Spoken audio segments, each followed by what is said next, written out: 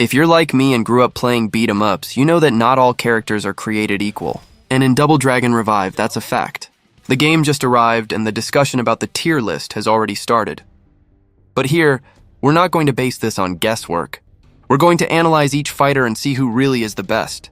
Jimmy Lee in 4th place might sound strange for those who have followed Double Dragon since the arcades, but in Revive, this position clearly reflects the role he has taken on. Jimmy continues to be the more technical brother, that elegant fighter who shines in the hands of those who have the patience to master every detail of his style. The problem is that in a redesigned roster with more aggressive and impactful characters, this calculating approach ends up staying a bit in the shadows.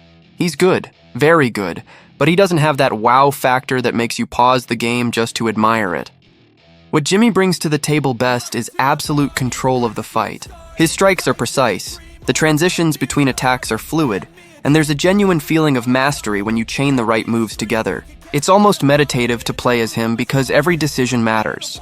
But this virtue is also his curse. In a beat-em-up that lives on explosive action and immediate satisfaction, Jimmy demands time and dedication. Not everyone wants to study a character. The crowd wants to get in, punch, and feel the weight of the impact right away. Visually, the remake did a solid job with Jimmy.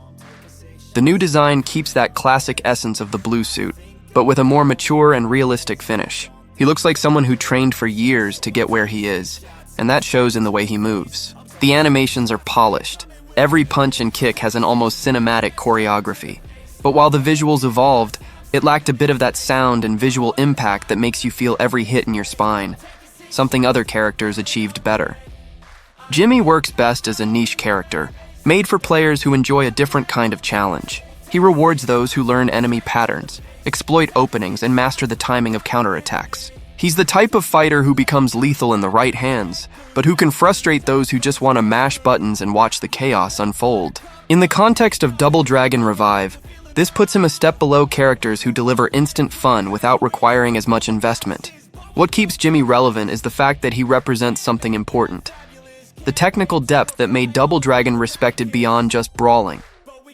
He is proof that the game has layers, that there is room for strategy even in the midst of street chaos. And when you finally click with him, when the movements flow naturally and you control the rhythm of the fight like a maestro, you can understand why he is so beloved. It's just that this experience isn't as accessible as it should be. Therefore, Jimmy Lee's 4th place is fair within what Double Dragon Revive offers. He isn't weak, far from it.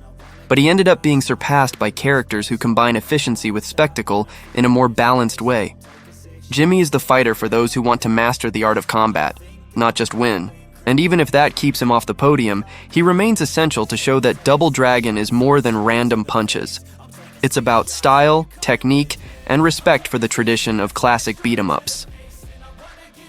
Billy Lee in 3rd place is a position that seems natural when you understand the balance that Double Dragon Revive tried to create. He is the face of the franchise, the older brother who carries the weight of tradition on his back, and the remake made a point of treating him as such. Billy has presence. When you choose him, you feel like you're controlling the definitive hero of Double Dragon. His strikes have weight, the combos are satisfying, and there's a solidity in every movement that conveys experience and authority. But even with all this charisma, he couldn't completely overcome the fiercer competition that the roster brought. Billy's great asset is the perfect balance between brute force and versatility. He's not as technical as Jimmy, but he also doesn't rely solely on blind brawling. His attacks have generous range, the grabs are devastating, and the way he chains punches and kicks makes every combo look like a movie action choreography. The remake polished the animations, and you feel it with every hit. The impact effects, the camera that zooms in at decisive moments, everything was designed to make Billy shine. It's almost impossible not to feel powerful playing as him. Visually, Billy is flawless. The new design keeps that iconic red shirt and the look of an experienced street fighter, but with a modern finish that makes him more imposing than ever. He looks like someone who has lived through every fight. Every scar has a story, and that shows not only in his appearance, but also in his posture. When Billy enters the scene, you feel like the enemies should be afraid. His charisma is undeniable, and the game uses this to its advantage. He is the natural protagonist of any situation. What puts Billy in 3rd place and not higher is precisely the weight of expectation. He is so traditional, so classic Double Dragon, that he ends up being a bit predictable. While other characters on the roster took more risks with new mechanics or different styles, Billy stayed comfortable being exactly what he always was, and that's both good and bad. It's comforting to have that familiar feeling, but it also lacks that surprise element that makes you discover something new every match. He delivers what's expected with excellence, but he doesn't go beyond that. Even so, Billy Lee remains the safe and exciting choice for those who want to feel the spirit of Double Dragon in its purest form. He represents everything the franchise has always been: courage, brotherhood, the fight for justice, and that arcade nostalgia where it all began. Playing as Billy is revisiting memories. It's feeling like you're honoring decades of legacy.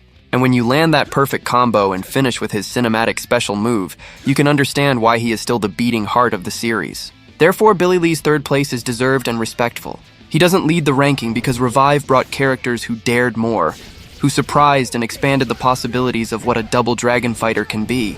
But Billy remains essential. He is the anchor that keeps everything connected to the original essence. Without him, the game would lose its identity. With him on the podium, Double Dragon Revive proves it knows how to honor its roots while evolving for the future. And that, in the end, is what makes him eternal.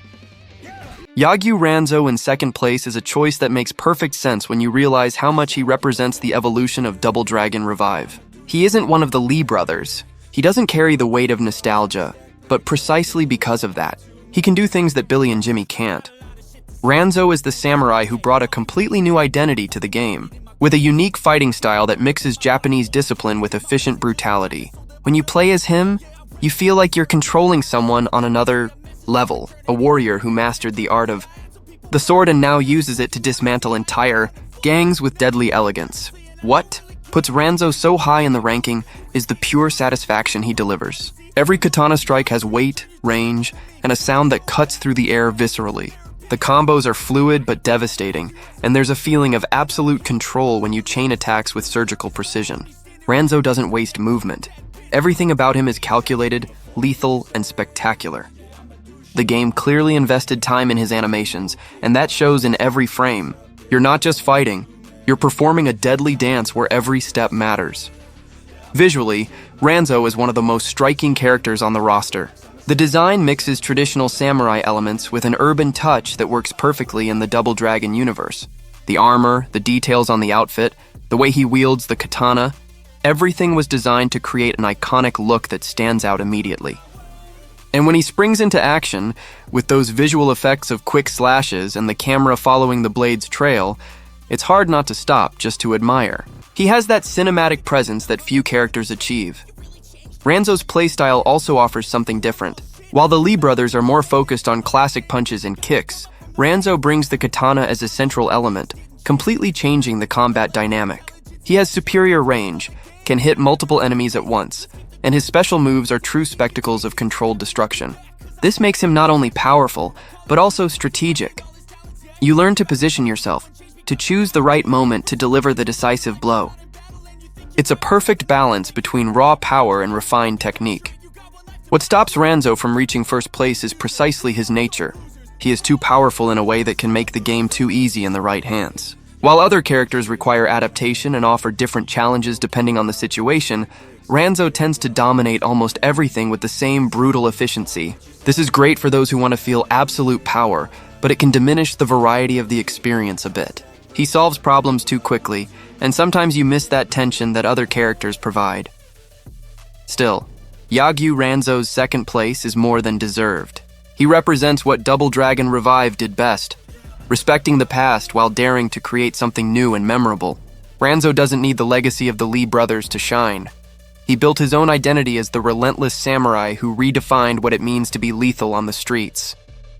Playing as him is feeling like you're in control of a force of nature, and this feeling of absolute dominance is what places him so close to the top. He may not be number one, but he is certainly unforgettable. You know, Marion has always been that character we saw being kidnapped at the start of Double Dragon, and that became almost a joke within the community over the years. The entire franchise built itself on this damsel in distress trope, with Billy and Jimmy Lee chasing after her in practically every game. But in Revive, the developers finally gave her the spotlight she deserved for decades, and this isn't just a cosmetic change, it's a complete narrative overhaul. She's no longer the passive victim waiting to be rescued. Now she's in the fight alongside the Lee brothers with a complete moveset, her own story, and active participation throughout the campaign. This completely changes the narrative dynamic of the franchise and shows that the team understood what fans had been asking for forever, especially considering how other games in the genre had already been modernizing their female characters. The coolest part is that Marion is not simply a copy of Billy or Jimmy's movements with a different sprite. She has a completely distinct fighting style that reflects a unique personality. She is more agile, uses a lot more kicks, and has a movement that rewards those who like to play in a more technical and less brute way. While the Lee brothers are more about pure strength and devastating combos, Marion is about precision, speed, and knowing the right timing for every situation. This adds an absurd layer of replay value to the game because you're not just switching characters for the sake of it. You really need to adapt your entire playstyle. For those who enjoy experimenting with different tactical approaches in beat-em-ups, having this variety is essential, and Revive delivers this in a way that few games in the genre can. Additionally, the decision to make Marion permanently playable from the start of the campaign, and not as an unlockable or DLC, shows respect for the character and the players. She's not a bonus or a novelty. She's an integral part of the experience from the very first minute.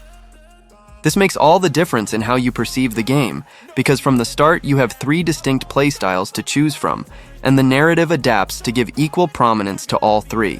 It's a design decision that shows maturity and understanding of what it means to truly revive a classic franchise for a modern audience that expects more than just nostalgia.